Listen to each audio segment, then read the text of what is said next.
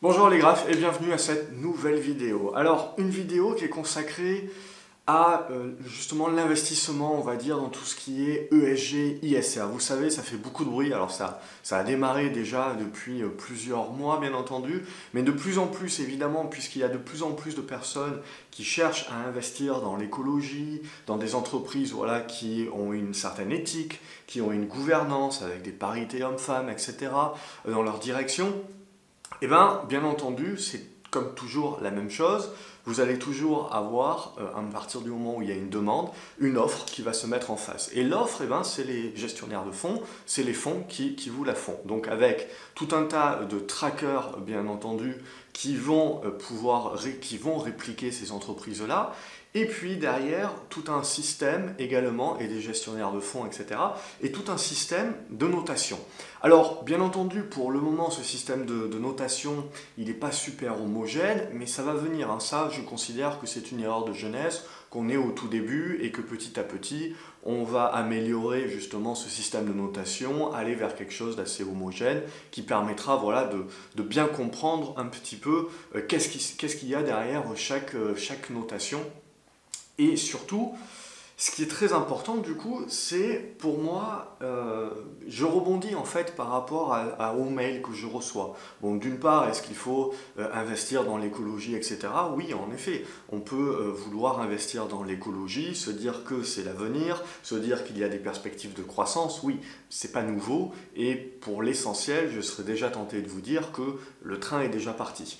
Mais ça n'empêche pas qu'on peut continuer en mode suivi de tendance, d'investir, et puis il y a encore des entreprises qui en sont encore qu'à leur début et qui potentiellement ont encore des perspectives. Donc ça, on en parlera éventuellement dans une autre vidéo, on en parle de toute façon chaque week-end dans les vidéos d'analyse opportunité, où là, peu importe que ce soit des valeurs industrielles, que ce soit des valeurs plus de croissance verte, etc., je les passe toutes en revue sans distinction.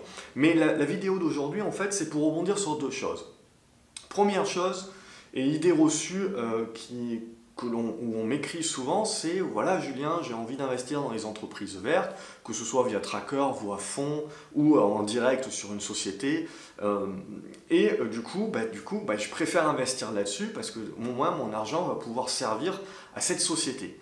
Et là, premier bémol, c'est-à-dire que quand vous investissez sur une action où l'introduction a déjà eu lieu, l'action est sur ce qu'on appelle le second marché, là, l'idée, c'est que tout simplement, vous ne participez pas, vous n'allez pas participer justement aux investissements de la société. Il faut savoir que l'action, quand vous l'achetez, lorsque ce n'est pas une introduction et lorsque plus tard vous ne participez pas à une augmentation de capital, vous n'apportez les capitaux et donc votre achat d'actions, ces capitaux-là ne vont absolument pas à la société. Et donc c'est vraiment important de le comprendre, puisque bon, c'est déjà, alors c'est peut-être qu'une vue de l'esprit, mais en investissant sur des sociétés vertes, vous n'aidez absolument pas cette société-là justement à investir et à croître. Potentiellement, si elle fait une augmentation de capital plus tard et que vous participez, là, oui, vos capitaux serviront en effet à la société. Mais sinon, quand vous avez acheté l'action sur la bourse, vous n'avez fait en fait que payer le prix et donner votre argent à la personne qui vous a ou aux personnes qui vous ont vendu le nombre de titres que vous avez achetés. Par contre, c'est exactement la même chose, ce n'est pas parce que vous décidez de ne pas acheter de sociétés pétrolières, de sociétés justement qui ne sont pas dans ces classifications ESG, ISR, que vous les boycottez. Il vaut mieux à ce moment-là boycotter leurs produits en tant que consommateur, et là vous faites un vrai boycott à la source, que de se dire je n'achète pas ces sociétés-là et grâce au fait que je ne vais pas acheter ces sociétés-là, elles ne vont pas avoir mes capitaux. C'est également faux en fait, on s'en fout, une société s'en fout à partir du moment qu'elle s'est introduite en bourse, elle a levé les capitaux, toutes les actions derrière, qu'elles montent ou qu'elles baissent, ça ne change absolument rien. Ce que ça change, c'est pour une histoire d'image, potentiellement plus tard pour une histoire d'augmentation de capital ou pour aller chercher des nouveaux investisseurs, etc.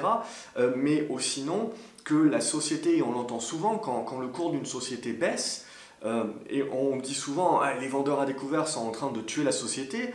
Non, c'est pas vrai dans le sens où la baisse du cours de l'action n'a absolument aucun impact sur les résultats de la société en elle-même. Ça a un impact en termes d'image, ça a un impact éventuellement plus tard si elle doit augmenter, faire une augmentation de capital, etc. Mais bon, il faut bien se dire que si une société, le cours d'une action baisse, ce n'est pas forcément la faute des vendeurs à découvert, c'est aussi le fait que les perspectives de cette société-là sont en train aussi de s'évaporer. Donc c'est surtout, il ne faut pas, voilà, entre cause et causalité, il faut éviter de mélanger les deux à chaque fois. Donc ça c'est le premier point déjà, où il y a besoin d'éclaircissement. Le deuxième point où il y a besoin d'éclaircissement, c'est qu'on va souvent me dire, oui mais voilà, l'ESG, j'investis en plus d'investir vert, eh ben, je vais surperformer puisque on a des classements Bloomberg, on a des classements Morningstar, on a des classements en fait, de grands noms qui nous disent que justement les valeurs et donc les trackers ou les fonds qui sont liés à ces sociétés ESG, ces sociétés ISR, surperforment le CAC 40, le S&P, l'indice de référence. Très bien.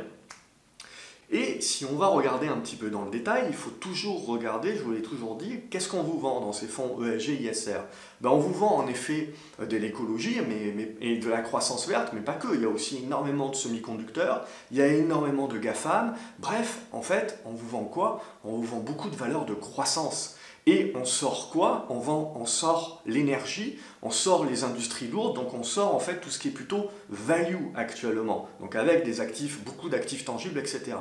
Donc du coup, quand on doit comparer la performance d'un fonds ESG ou ISR, contre quoi on doit le comparer? On ne doit pas le comparer contre un CAC 40, on ne doit pas le comparer contre un S&P, on ne doit pas le comparer justement contre des indices qui intègrent ces valeurs value industrielles et pétrolières. Sinon, bien entendu, on surperforme, mais on ne surperforme pas pour les bonnes raisons. Pour vraiment comparer des pommes et pas des pommes et des patates, il faut comparer la performance de ces fonds ESG et ISR à quoi? À des fonds qui vont répliquer les valeurs de croissance. Et donc là, vous en avez un paquet. Donc plutôt que d'aller sur des fonds qui sont plutôt value, on va aller chercher des trackers ou des fonds qui sont plutôt growth, donc croissance. Et là, de quoi on se rend compte? On se rend compte que la majorité des fonds ne vont pas surperformer justement leur vrai indice de référence. Et je parle du principe que là aussi c'est une erreur de jeunesse, que évidemment on se fait plaisir à se benchmarker contre des indices en fait qui ne sont pas représentatifs et qui en fait évidemment ça tire la couverture à soi pour s'embellir et pour pouvoir sortir derrière de dire qu'on surperforme en investissant ESG, ISR. Et donc, évidemment, quand on ne compare pas les bonnes choses, on peut toujours interpréter les statistiques. C'est comme je vous ai fait beaucoup de vidéos. À chaque fois que vous avez des statistiques, etc., chacun peut les tourner comme il veut pour pouvoir les interpréter, pour pouvoir justement avoir son biais cognitif et pouvoir favoriser le fait, évidemment, de pouvoir argumenter son cas. Et donc là, c'est exactement la même chose. Ce qui va faire la différence, en fait, c'est toujours une histoire de frais. Alors là, évidemment, les gestionnaires de fonds, ils se frottent les mains, puisqu'il y a une énorme demande pour toutes ces valeurs vertes, investir éthique, investir écologie, etc. Et donc, du coup, on va vous proposer un paquet de fonds. On va vous proposer un paquet de fonds, finalement, qui n'ont pas plus, pas moins que des trackers aujourd'hui growth. Donc, où, je veux dire, vous achetez tout ce qui est Nasdaq, etc. Il y a énormément de tech, semi-conducteurs là-dedans aussi. Et on va vous les proposer, bien entendu, à des frais de gestion qui sont bien supérieurs. C'est-à-dire, plutôt que de payer, aujourd'hui, vous avez quand même du iShares, du Vanguard, même en restant en France, ou du Amundi, du Lyxor, qui est un petit peu plus cher. Mais en gros, si vous achetez des trackers, si c'est votre but, c'est du 0,20, voire moins, à 0,50% de frais. Par contre, si vous allez chercher justement des gestionnaires de fonds, etc., soi-disant parce qu'ils surperforment contre le mauvais indice de référence, et ben là, vous allez avoir des frais bien supérieurs, 0,8, 1, j'ai même vu du 1,5. Donc là, voilà, et donc bien entendu, vous pouvez vous dire que c'est pour le bien, etc. Mais comme je vous l'ai dit, d'une part, cet argent-là ne va pas, si vous ne participez pas à des introductions ou à des augmentations de capital, cet argent-là ne va pas aux entreprises que vous voulez supporter. Et deuxièmement, vous allez surtout payer beaucoup de frais. Et à côté de ça, beaucoup de frais, pourquoi? Si vous ne regardez pas à l'intérieur de tout ce qu'on vous vend, c'est beaucoup de frais pour finalement des choses que vous pourriez déjà répliquer depuis un long moment via des trackers, tout simplement, des trackers qui sont liés aux sociétés de croissance. Voilà. Et évidemment, puisqu'on ne comptabilise pas les sociétés value, qui sont aujourd'hui tout ce qui est énergie, etc., aujourd'hui c'est ce qui plombe la plupart des indices, puisque c'est ce qui est dans des grosses valeurs baissières. Quoique, ces valeurs value sont en train un petit peu de rebondir, mais on ne peut pas parler de retournement de tendance encore. On en reparlera dans d'autres vidéos, mais voilà un petit peu l'idée. Donc voilà un petit peu les quelques idées reçues, à mon avis, qu'il faut tordre un petit peu pour remettre, comme d'habitude, l'église au centre du village. C'est pareil, c'est comme tout ce qu'on vous vend, les fonds, qu'est-ce qui est à la mode actuellement? La 5G, l'ordinateur quantique, etc. Tout ce qui va être lié à l'IoT. Donc vous avez donc l'Internet des objets, etc. Et tout ça, évidemment, on va vous fournir des trackers, on va vous fournir des fonds. Et bien entendu, on va vous faire payer cher puisqu'on va vous dire, ben, on sélectionne. Mais quand vous grattez, vous allez voir ce qu'il y a là-dedans. Qu'est-ce que vous allez retrouver? Les sociétés de demain, les Google de demain, ils y sont pas. Ils y sont pas. Et s'ils y sont pondérés en fonction également des capitalisations. Donc ça veut dire qu'ils sont pondérés très petits. Ça veut dire que si demain il y a une société qui devient le futur Google, eh ben, vous n'en profiterez pas en achetant ces fonds, vous n'en profiterez pas en achetant ces trackers, puisqu'ils sont aujourd'hui pondérés exclusivement sur ce qui marche aujourd'hui. Donc ils sont surpondérés en GAFAM actuellement, et ils sont sous-pondérés dans les potentielles pépites de demain.